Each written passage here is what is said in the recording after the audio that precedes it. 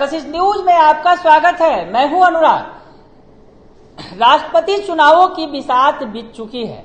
NDA candidate Draupadi Murmu हैं, तो उनके सामने विपक्ष के उम्मीदवार के तौर पर यशवंत सिन्हा है और दोनों का कनेक्शन बिहार झारखंड से है।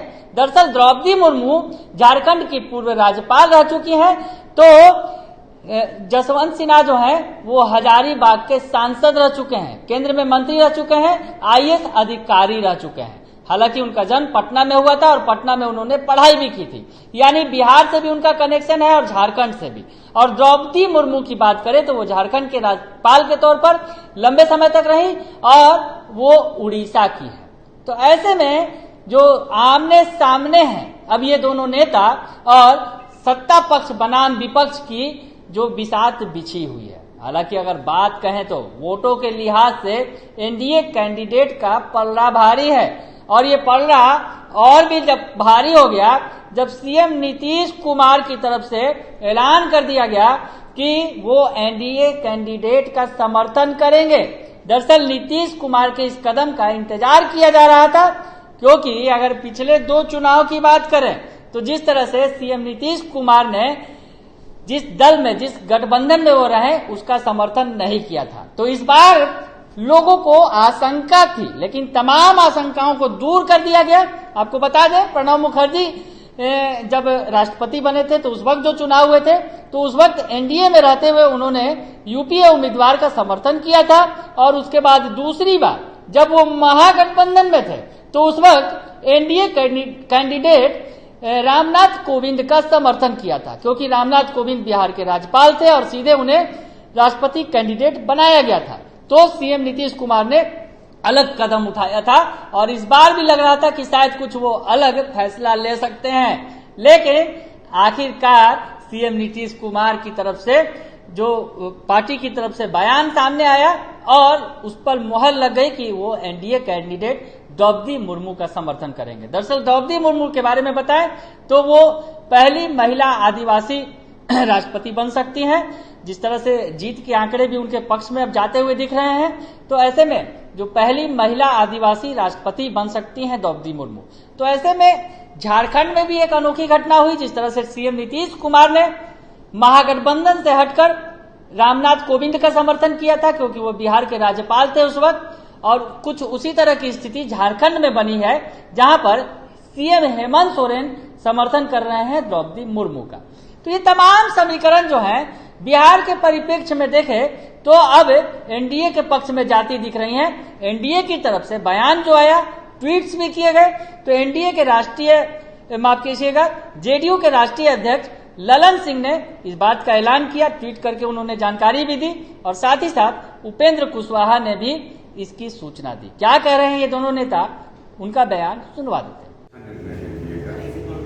एक तो महिला है,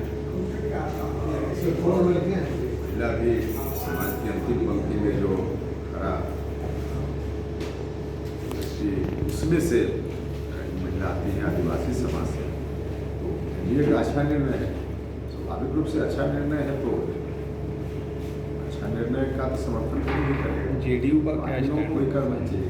तो बोल तो रहे कि भैया कि इस निर्णय का समर्थन तो किसी को भी करना चाहिए। महिला सशक्तिकरण और समाज के कमजोर वर्गों को न्याय हो, सिद्धांत हो, वही सिद्धांत को मानते हैं और इसलिए एक गरीब परिवार में जन्म आदिवासी महिला राष्ट्रपति की उम्मीदवार है। जनता दल यूनाइटेड उसका स्वागत करती है। तो सुन लिया आपने, जेडीयू की तरफ से साफ कह दिया गया कि वो एनडीए कैंडिडेट को समर्थन करेंगे।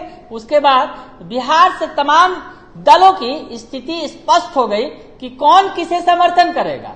नीतीश कुमार एनडीए कैंडिडेट के समर्थन में आ गए और एनडीए की अन्य पार्टियों की बात करें, जीतन राम मांझी ने भी अपना स्टैंड साफ किया और ट्वीट करके बता दिया कि वो एनडीए कैंडिडेट के समर्थन में है, यानी द्रौपदी मुर्मू को के समर्थन में वो हैं।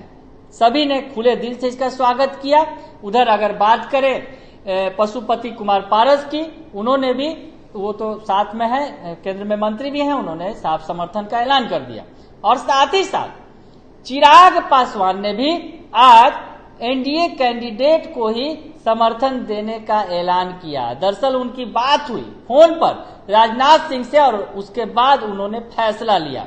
तो राजनाथ सिंह से बात के बाद चिराग पासवान ने फैसला लिया कि वो एनडीए कैंडिडेट का समर्थन करेंगे और द्रौपदी मुर्मू की उम्मीदवारी से वो काफी खुश भी नजर आ रहे हैं। तो चिराग पासवान ने क्या कुछ कहा एनडीए कैंडिडेट के समर्थन पर, ये सुन लीजिए आप। जब द्रौपदी मुर्मू जी का नाम सामने आया है तो लोक जनशक्ति पार्टी ने बिना कोई समय लगाए हुए, क्योंकि ये एक ऐसा विषय है जहां पे हम लोगों को ज्यादा विचार विमर्श की भी जरूरत नहीं है, ये हमारे सिद्धांतों के पूरी तरीके से साथ में है। हमारे विचारों से जो लड़ाई लोक जनशक्ति पार्टी रामविलास लड़ती है कि भैया अनुसूचित जाति जनजाति को प्रमुखता से उनका प्रतिनिधित्व केंद्र की राजनीति में होना चाहिए, ऐसे में देश के सर्वोच्च पद के लिए एक ऐसी महिला का नाम जो आदिवासी समुदाय से आती हैं, जब एनडीए की तरफ से सामने आया, लोक जनशक्ति पार्टी रामविलास ने कल रात विभिन्न नेताओं से हम लोग की चर्चा हुई, बातचीत हुई और एक आम राय बिना किसी विवाद के, यह आम राय हर किसी की थी, लोक जनशक्ति पार्टी रामविलास के हर एक नेता की, भले वो हमारे विभिन्न प्रदेशों के प्रदेश अध्यक्ष हों या हमारे राष्ट्रीय पदाधिकारी या हमारे बिहार प्रदेश के तमाम साथी, सबका एक स्वर में राय था कि हम लोगों को एनडीए के प्रत्याशी आदरणीय द्रौपदी मुर्मू जी का हम लोग को समर्थन करना चाहिए। तो सुन लिया आपने, चिराग पासवान भी खुलकर समर्थन दे रहे हैं। यानी एनडीए के जो तमाम घटक दल हैं, और फिलहाल चिराग पासवान एनडीए से बाहर हैं, लेकिन वो भी समर्थन दे रहे हैं।